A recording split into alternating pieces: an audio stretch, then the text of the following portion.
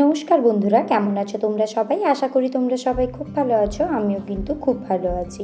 তো আজকের বারটি হচ্ছে শনিবার, আর এখন বাজে সকাল 11টা। তো দেখো, আমি কিন্তু রান্নাঘরে চলে এসেছি আজকে রান্নাবান্নাগুলো করবো বলে। তো আজকে রান্না করব হচ্ছে ফুলকপি আলু দিয়ে মাছের ঝোল করব, আর সজনে ফুলের বড়া করব। এই হচ্ছে আজকে রান্নার রেসিপি।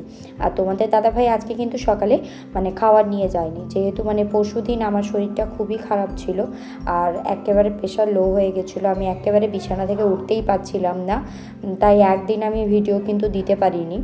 তো ভীষণ পরিমাণ শরীর অসুস্থ ছিল, তাই কিন্তু ডাক্তার আমাকে একটু রেস্ট নিতে বলেছিল। তাই কিন্তু কালকে আজকে সকালে আর সকাল সকাল উঠে আমি রান্না করিনি, আর আমার ঘুমও ভাঙেনি। একেবারে সকাল 9টার সময় তোমাদের দাদাভাই যখন অফিস যাচ্ছে রেডি হয়ে, তখন আমাকে ডাকলো, আমি তখনই উঠেছি। উঠে সমস্ত কাজবাজ সেরে এই যে এসেছি এখন রান্নাবান্না করতে।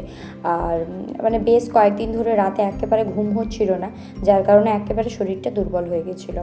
তাই কিন্তু এরকম হচ্ছিলো আর কি, জল শট হয়ে গিয়ে একেবারে প্রেশার লো হয়ে গেছিলো। তো এই যে দেখো, তো যা হয়েছে এখন বর্তমানে আমি ভালো আছি। তো এই যে দেখো, এখন আমি মাছগুলো 2 পিস মাছ বের করেছি সোনা পাপার আমার জন্য। তো 2 পিস মাছটাকে প্রথমে ভেজে নেব। তো এই জানলাটা একেবারে খোলা হতো না, যেহেতু প্রচুর পরিমাণে ঠান্ডা ছিল, তাই কিন্তু এই জানলাটা আমি খুলতাম না। জানলাটা বন্ধ করেই দরজাটা খুলে রান্না করতাম।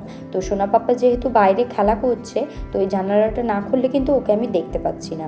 আর এখন না খুব রাস্তায় নেমে যায়, জানো তো, খুব রাস্তায় নেমে যাওয়ার ওর হিড়িক হয়েছে।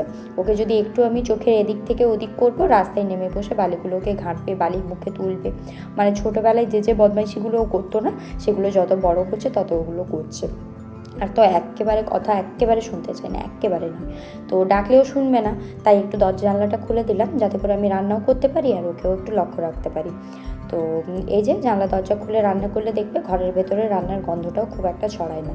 যেহেতু এগুলো ভাড়া বাড়ি, একদম ছোট্ট ঘর, তো আমরা 2টো রুম নিয়েছি বলে আমাদের এতটা ঝামেলা হয় না। কিন্তু আগে যখন আমরা একটা রুমেই থাকতাম, একটা রুমেই রান্না করতাম, একটা রুমেই বেডরুম করতাম, ঘুমোতাম, তখন কিন্তু এই রান্নার গন্ধগুলো খুব সমস্যা হতো। বিশেষ করে গরমকালে যখন অতিরিক্ত গরম পড়ে যেত, তখন ওই উৎকট গরম, তারপরে গ্যাসে রান্না করলে ঘরের ভিতরে একটা আলাদা গরম হয়ে যেত, তারপরে ওই রান্নার গন্ধ একেবারে একটা বিচ্ছিরি ব্যাপার সৃষ্টি হয়ে যেত, শরীর একেবারে ভালো লাগতো না।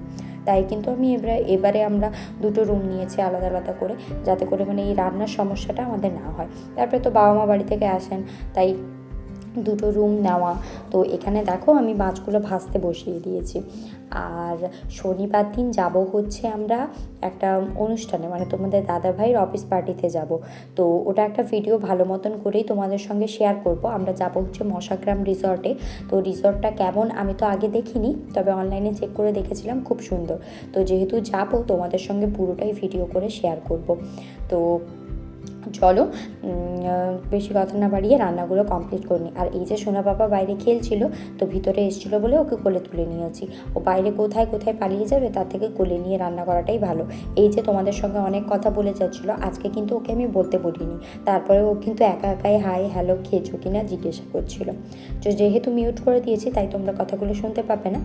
তো তোমাদের দাদাভাই কিন্তু অফিস চলে গেছে। তো মাঝখানে একটুখানি আসবে বলেছে দুপুরের দিকে চুলদাড়ি কাটার জন্য।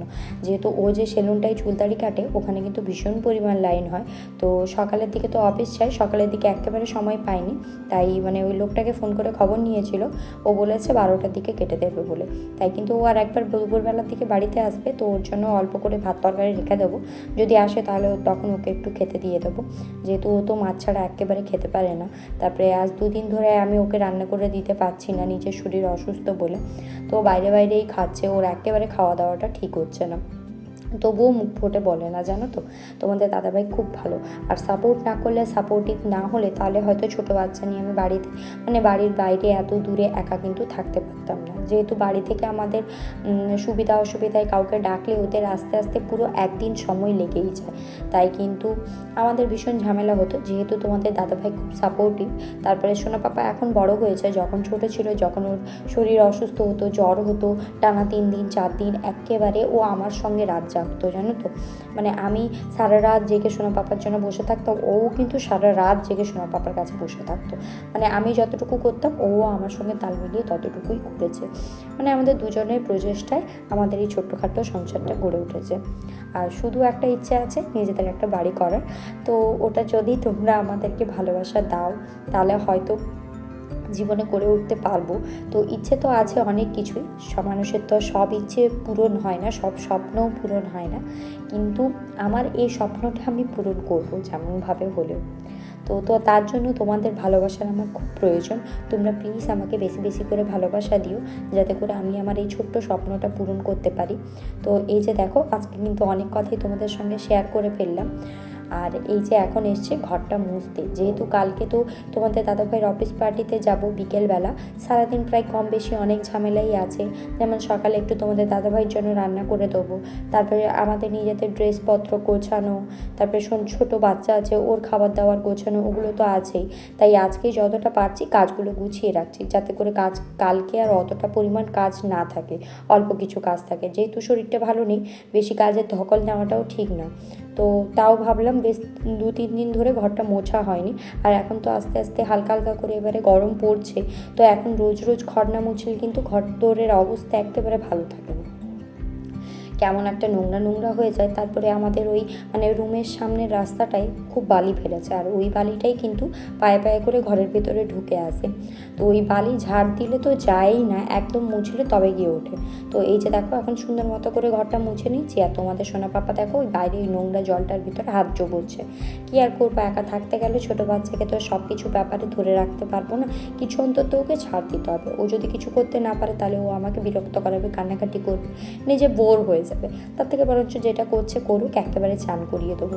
তাই চান করানোর আগে কিন্তু আমি সোনা পাপাকে ছেড়েই দিই, যে ও নিজের মতো করে একটুখানি ঘুরুক, একটুখানি প্রকৃতির সঙ্গে মিশুক। আর বাচ্চা কাচ্চা দেখবে মানে মাটিতে খেলাধুলো না করলে বাচ্চা কাচ্চা খুব একটা ভালো ডেভেলপমেন্ট পায় না। যেমন আমার বাচ্চা মানে ছোটো থেকে মানে 6 মাস থেকে এত বড় হয়ে গেল, এখনও অবধি মানে মাটিতে বসা বলো, মাটির সঙ্গে যে একটা এঙ্গেজমেন্ট, ওটা কিন্তু ওর এখনও হয়নি। যেহেতু ওকে আমরা বাইরে খুব একটা বেরোতে দিই না, সারাদিন ঘরের ভিতরে আটকা থাকে, তাই কিন্তু ওর কিন্তু প্রকৃতির সঙ্গে অ্যাটাচমেন্টটা ঠিকঠাক হয়নি, যার জন্য ওর শরীর খারাপটাও খুব হয়।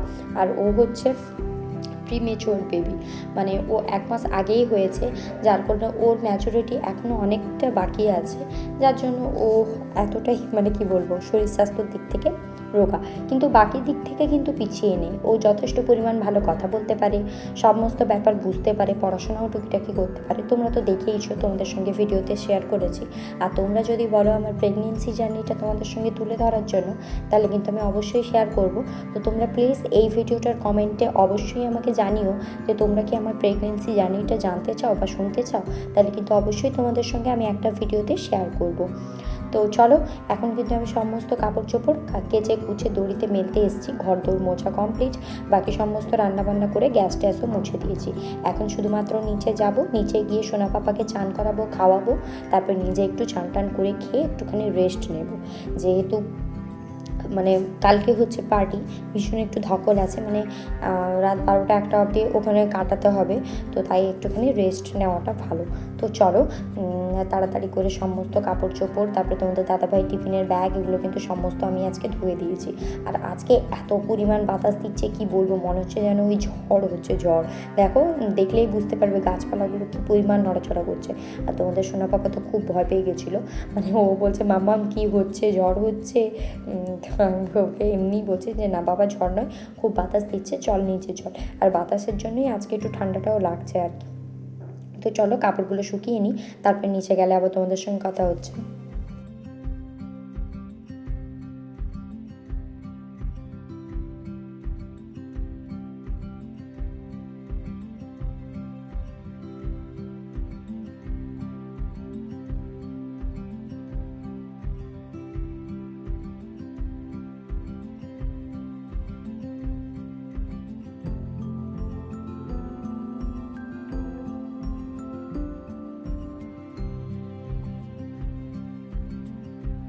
তো এই যে এখন সোনা পাপাকে খেতে দিয়ে দিয়েছে, সোনা পাপা কিন্তু খাচ্ছে। তো আজকের ভিডিওটা এখানেই শেষ করলাম, কেমন লাগলো অবশ্যই জানাবে, যদি ভালো লাগে একটা লাইক আর সাবস্ক্রাইব করে আমার পাশে থাকবে। দেখা হবে নতুন আরও একটা ভিডিও নিয়ে। এই দুষ্টু কি খাচ্ছিস? মটরশুঁটি,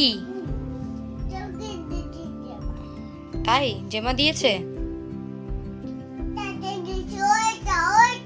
দাদাই দিয়েছে। তুমি মটরশুঁটি খাচ্ছ? ছাড়িয়ে খাও, ছাড়িয়ে ছাড়িয়ে খা।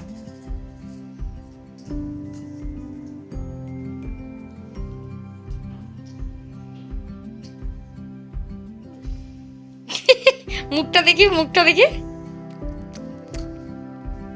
ও হনুমানটার মতো।